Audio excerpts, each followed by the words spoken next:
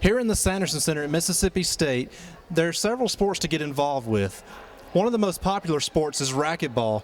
Racquetball is obviously a family sport, but not many people actually understand the rules. Junior marketing major Stewart Guenther explains. Well, on the serve, you can see the court here. There's 3 lines on the court. The dotted line that you see there, I don't know if they can tell, but you don't use that line at all. It's completely irrelevant to the game of racquetball. However, those other 2 lines you do use. You have to serve in between those 2 lines, and the ball has to land somewhere between the glass wall at the back and the middle line. As long as you do that, it's a good serve. And from there, it's just kind of like ping pong, back and forth, only the ball comes back at you from hitting the front wall. It can only hit the ground once. You got to return it. First one to mess up loses the point. Finding time to come to the Sanderson Center can be difficult for some students due to busy class schedules.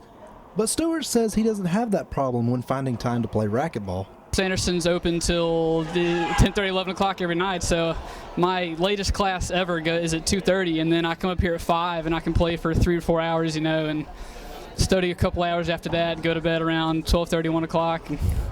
It works. Racquetball can get pretty intense at times, but Stewart seems to think there is no danger in the sport, even though Hollywood movies seem to think otherwise. Everything in movies is played up to be so extreme, and the typical racquetball game in movies, okay, for instance, just last night, this is totally ironic, but I watched the movie Thank You for Smoking last night, and there's a scene in that movie where they're playing racquetball, and it's this ex-general in the military, and he's like totally awesome, and he's this scene playing racquetball, and he like slams dude up against the wall, and you just see like the sweat, and he's just like all intense, and it's not really like that. It's especially here. It's completely friendly.